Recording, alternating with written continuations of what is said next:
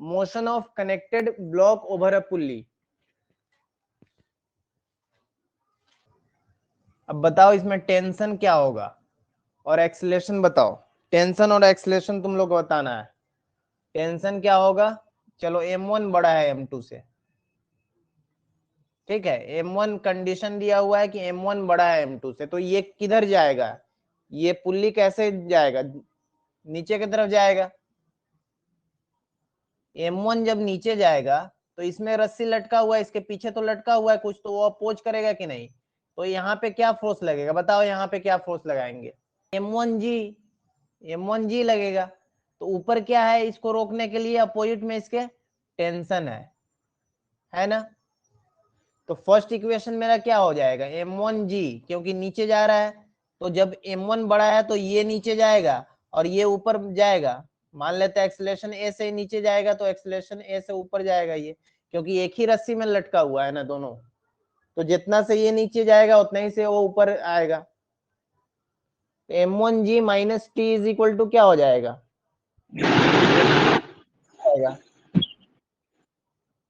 m1 into a हो जाएगा। बोलो, फर्स्ट इक्वेशन लिख देंगे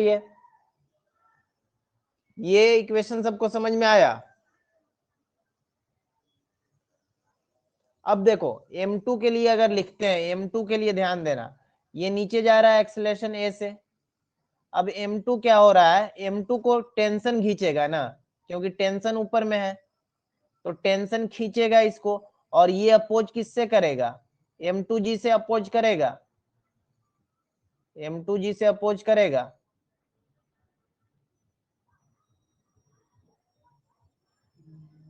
बोलो, तो इसके लिए क्या इक्वेशन लिख देंगे, t माइनस m2g लिख देंगे is equal to m2 into a लिखेंगे। बोलो, इक्वेशन 2 हो गया।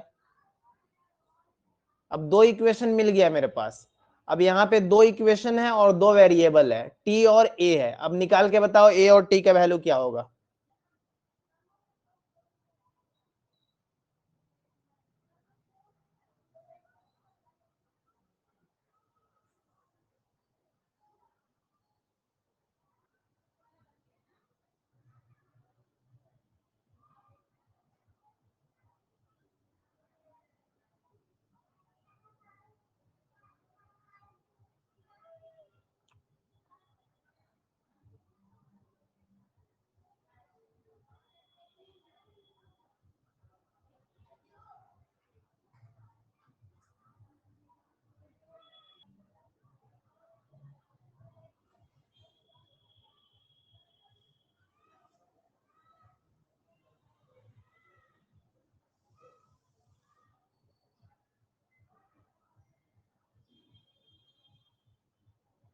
और इक्वेशन 2 है, इसको क्या किया, ऐड कर दिए, तो t और t कट गया।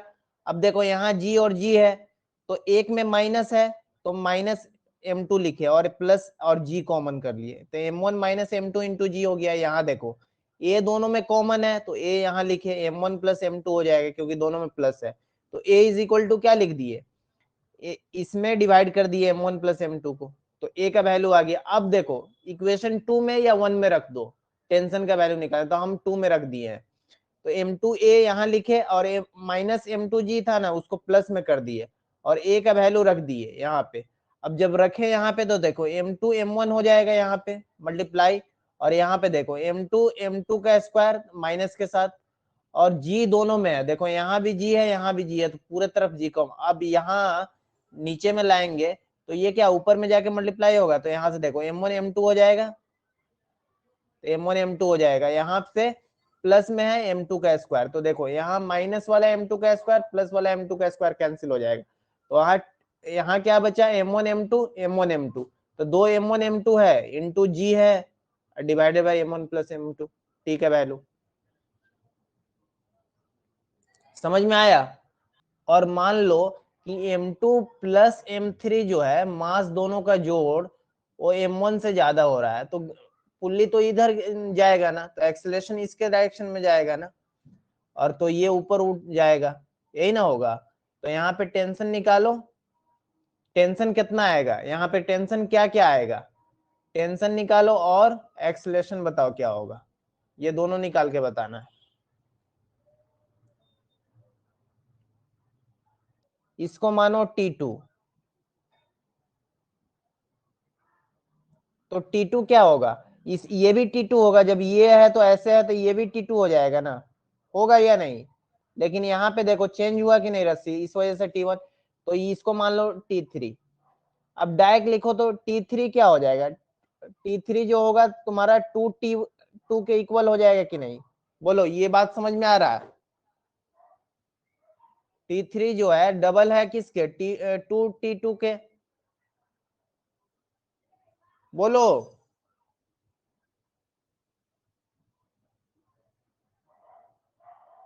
तो M1 के लिए लिखो, यहाँ पे हम M1 के लिए लिखते हैं, 2T2 कैसे नहीं आएगा, देखो ना यहाँ पे यही सेम, ये क्या है देखो यहाँ ध्यान दो, अभी यहाँ T और T है तो 2T लिख दिए है यहाँ पे, T और T को बोल रहे हैं यहाँ पे, देखो यही मिला है ना, ये दोनों रस्सी मिलके ऊपर गया है कि नहीं, यही ना डिस्ट्रीब्यूट हुआ है दोनों तरफ, बोलो तो हो जाएगा कि नहीं T3।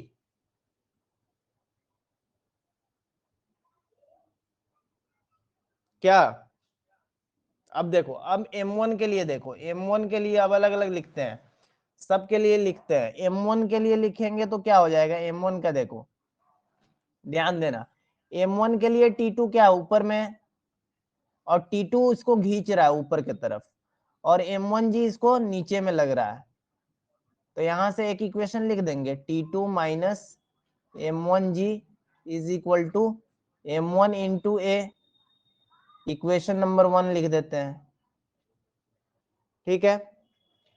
अब देखो इसके लिए बताओ, M2 के लिए बताओ, M2 के साथ क्या क्या कनेक्ट है,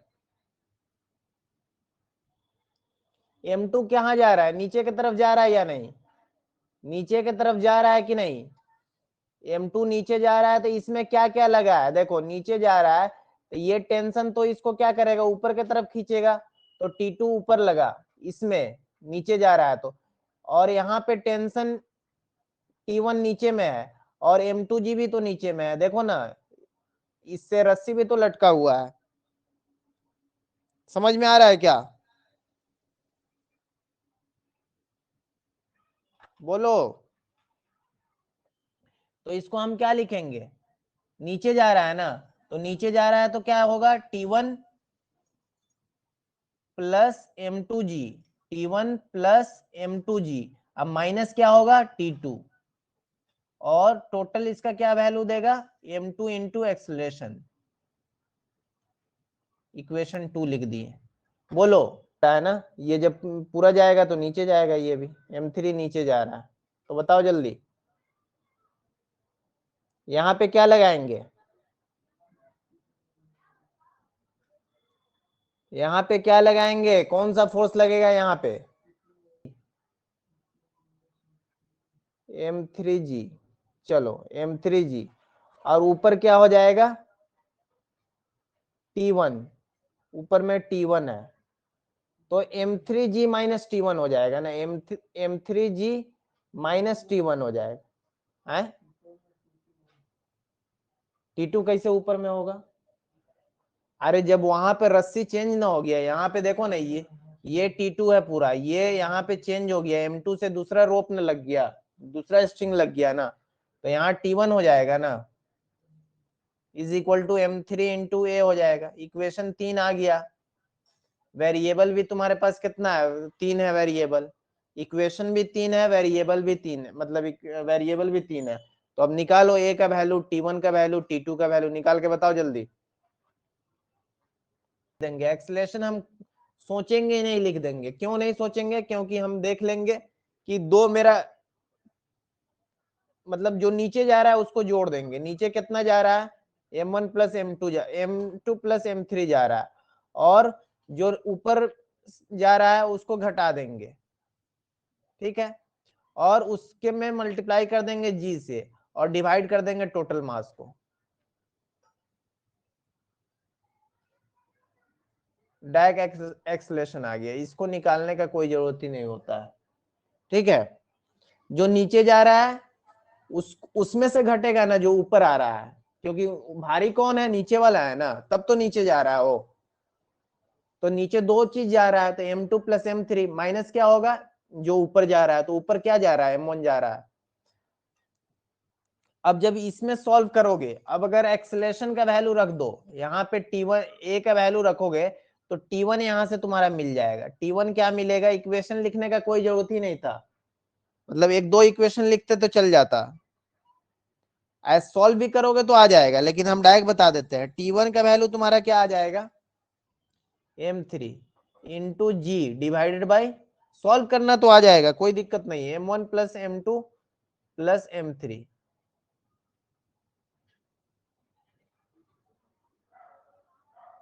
ठीक है, और इसी तरह से तुम्हारा T2 जो है,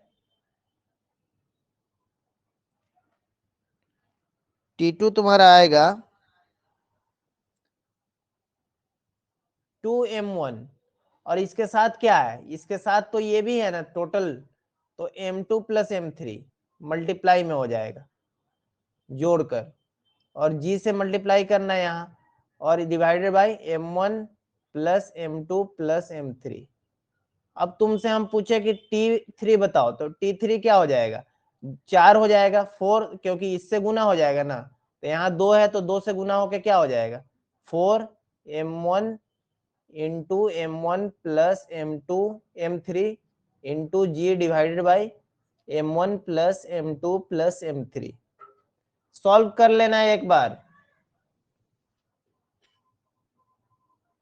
सॉल्व करके एक बार देख लेना से पढ़ाएंगे इसको। यहाँ पे है when pulley have a finite mass, have mass m, चलो फाइनाइट मत लिखो, मास m समझो कि मास m दिया है, पुल्ली के पास भी मास दे दिया है m, and radius r, and radius उसका दिया है तुमको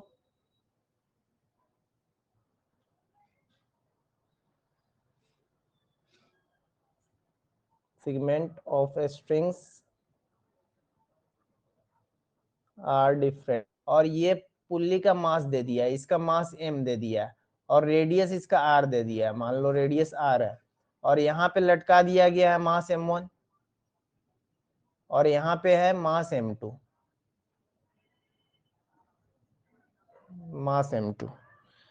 अब देखो मास m1 और m2 है, तो पहले क्या कर रहे थे, T1 और T2 लिख देते थे ना, अगर इसमें T1 लिखेंगे ना तो ये T2 हो जाएगा, दोनों डिफरेंट हो जाएगा, दोनों का टेंशन अलग अलग आएगा अगर मास होगा पुल्ली में तो। ठीक है,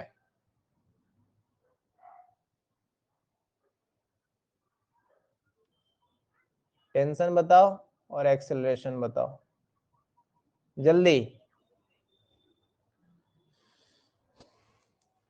तो हम बनाते हैं, यहाँ पे इसको क्या खींचेगा, यहाँ पे देखो इसका फ्री बॉडी डायग्राम बनाते हैं 1 मिनट के लिए, इसका ध्यान देना। m1 के लिए हम बनाते हैं, तो m1 क्या है, हॉरिजॉन्टल रखा हुआ है, m1 कैसे है, हॉरिजॉन्टल है, तो हॉरिजॉन्टल में तो इसको सिर्फ कौन सा ले जा रहा है आगे, आगे क्या कर रहा है, इसको टेंशन ले जा रहा है कि नहीं आगे, इसके अलावा कुछ आगे ले जा रहा है इसको। मान लेते हैं यहाँ पे जो टेंशन लगेगा, मासलेस पुल्ली है तो वही तो टेंशन यहाँ पे भी लगेगा, क्योंकि सेम स्ट्रिंग है ना, एक ही पुल्ली से अटैच है। बोलो, ये बात समझ में आया। अब देखो तुम लोग सोच रहे होगे कि इसमें M1G कहाँ जाएगा, तो M1G यहाँ नीचे जाएगा, तो इसको नॉर्मल तो बैलेंस कर देगा, ये तो जा रहा है कैसे, इधर न जा रहा है, तो दोनों के बीच में 90 डिग्री है, इससे कोई इसको मतलब नहीं है, इसको सिर्फ टेंशन से मतलब है। समझ में आ रहा है ना, तो सिर्फ ये क्या करेगा, टेंशन क्या करेगा, इसको आगे ले जाएगा, तो टेंशन कैसे आगे ले जाएगा, T is equal to M1 into a direct हो जाएगा इक्वेशन। इसके अलावा कोई फोर्स इसको और मिल रहा है हॉरिजॉन्टल डायरेक्शन में टी के अलावा, बोलो तुम ही लोग, टी के अलावा कोई फोर्स मिल रहा है इसको। M2 को क्या मिल रहा है, M2 को मिल रहा है नीचे में, M2 को क्या नीचे कर रहा है, M2G नीचे कर रहा है, M2 के लिए तो M2G नीचे कर रहा है ना, और टेंशन ऊपर इसको रोकेगा, तो इसके लिए हम क्या लिख देंगे, इसके लिए हम इक्वेशन लिखेंगे M2G minus T is equal to m2 into a लिख देंगे, इक्वेशन 2। इसके अलावा और कोई इक्वेशन आ सकता है इसमें? नहीं ना, इसके अलावा और कोई इक्वेशन आएगा? बोलो। m2g minus T is equal to m2a। चलो नीलो, t और t दोनों में है तो हमको एक्सेलेरेशन चाहिए, तो क्या करना पड़ेगा? इक्वेशन 1 मेरा दिया हुआ है, 1 और 2 को ऐड कर दो। 1 और 2 को जैसे ऐड करेंगे तो t इधर तो क्या बचेगा? m2g बचेगा, और इधर क्या बचेगा? m1 प्लस m2 आ जाएगा, और एक्सेलेरेशन कॉमन हो जाएगा। तो यहां से क्या मिल गया? a is equal to m2g divided by m1 plus m2 मिल गया कि नहीं? डायरेक्ट एक्सेलेरेशन आ गया। और जब एक्सेलेरेशन आ गया तो मेरा t आ जाएगा। एक्सेलेरेशन आ गया तो ये एक्सेलेरेशन को क्या करेंगे? इसमें पुट कर देंगे ले जाके। तो पुट करेंगे तो हम t का वैल्यू क्या लिख सकते हैं? m1, और एक्सेलेरेशन का वैल्यू क्या है? m2g divided by m1 plus m2। आसान था या नहीं? टेंशन बताना है, टेंशन क्या होगा और एक्सेलेरेशन क्या होगा। तो यहाँ पे क्या है तुम्हारा टेंशन? यहाँ पे मान लो नीचे की तरफ आ रहा है, तो m2 के लिए देखो, m2 के लिए सबसे आसान है, m2 के लिए तो कुछ है ही नहीं, m2 तुम्हारा ये है, और इस पे क्या फोर्स लगेगा? m2g लगेगा, डायरेक्ट लगाओ m2g। और यहाँ पे टेंशन तो नीचे आ रहा है तो टेंशन t ऊपर रहेगा, ठीक है। तो इसके लिए हम इक्वेशन लिख देंगे। इसके लिए फर्स्ट इक्वेशन हम क्या लिख देंगे? m2g minus T is equal to m2 into a, equation 1 लिख देंगे। अब देखो जो एक्सेलेरेशन से ये गिरेगा, अब इसी एक्सेलेरेशन तो ये भी जाएगा, तो यहाँ पे टेंशन है तो ये टेंशन खींचेगा। लेकिन देखो कंपोनेंट उसी दिन याद रख लो, ब्लॉक जब भी रहे तो m1g यहाँ पे लगाओ, और डायरेक्ट m अगर यहाँ 90 है और ये तुम्हारा क्या हो जाएगा? 90 माइनस थीटा ना हो जाएगा। तो इसका कंपोनेंट लोगे mg का, तो mg का कंपोनेंट लोगे तो क्या हो जाएगा? mg साइन थीटा आ जाएगा, और ये जो कंपोनेंट आएगा 90 डिग्री पे इसके mg cos थीटा आएगा। ये बोलो समझ में आ रहा है? mg cos थीटा, तो mg cos थीटा तो नॉर्मल इसको बैलेंस कर देगा, इससे तो कोई मतलब है नहीं। जा रहा है कैसे? ऐसे जा रहा है, तो ऐसे जा रहा है तो ये इसको अपोज करेगा कि नहीं? इसके पीछे में फोर्स लग रहा है, बोलो। तो अब इक्वेशन क्या लिख देंगे m1 के लिए? m1 ऐसे जा रहा है ना, इंक्लाइंड प्लेन पे m1 ऐसे जा रहा है, तो m1 को टेंशन आगे ले जा रहा है, और पीछे कौन क्या खींच रहा है? m1g, m1g है, m1 है, m1 लिख लो, m1g साइन थीटा पीछे की तरफ लग रहा है। बोलो बात समझ में आ रहा है? तो इसके लिए इक्वेशन क्या लिख देंगे? t minus m1g sine theta is equal to क्या लिखेंगे? एक्सेलेरेशन तो सेम रहेगा, क्योंकि रस्सी जैसे नीचे जितना से जाएगा उतना ही से तो वो भी आगे बढ़ेगा ना रस्सी, तो एक्सेलेरेशन तो वही रहेगा। तो m1 इंटू ए एक्सेलेरेशन रहेगा, इसका इक्वेशन 2 हो गया। अब दोनों को सॉल्व कर लो, इक्वेशन 1 और इक्वेशन 2 को, तुम्हारा एक्सेलेरेशन आ जाएगा, टेंशन आ जाएगा। देखो गिर किससे रहा है? एक्सेलेरेशन हम डायरेक्ट लिख दे सॉल्व किए बिना। देखो एक्सेलेरेशन हम डायरेक्ट कैसे लिख देंगे? गिर क्या रहा है? नीचे क्या आ रहा है? m2 आ रहा है, और उसके अलावा इसका कितना मास इसको मिल रहा है? इसका मास कितना मिल रहा है? m1g, m1 साइन थीटा मिल रहा है कि नहीं? Sine theta, m1 sine theta मिल रहा है कि नहीं इसका मास, इसके डायरेक्शन में। और यहाँ क्या हो जाएगा? g से मल्टीप्लाई हो जाएगा, और डिवाइडेड बाई टोटल मास कर देंगे। टोटल मास क्या करेंगे? m1 प्लस m2, यही एक्सेलेरेशन आ जाएगा, देख लेना तुम। इसी तरह से उसमें भी देखो, उसमें भी क्या आएगा? वही चीज आ जाएगा। टेंशन निकालोगे तो टेंशन तुम्हारा आएगा, टेंशन तुम्हारा आएगा, सबसे पहले तो m2 को गुना कर दो, m2 को गुना करो, m2 को गुना कर दिए, और m1 के साथ क्या है? साइन थीटा है ना, तो 2 आता है यहाँ पे, तो याद रखना 1 प्लस साइन थीटा यहाँ पे आ जाता है, सॉल्व करोगे तो आ जाएगा 1 plus sine theta. Divided by g, क्योंकि साइन थीटा क्या कर रहा है, 1 को गायब कर दिया है। अगर यहाँ पे वही थीटा का वैल्यू क्या है, वहां पे 90 हो जाता है ना, 90 होता तो 1 हो जाता, तो 2 हो जाता कि नहीं, बोलो। थीटा का वैल्यू अगर 90 करते तो 2 हो जाता ना, वर्टिकल चला जाता ना 90 करते तो।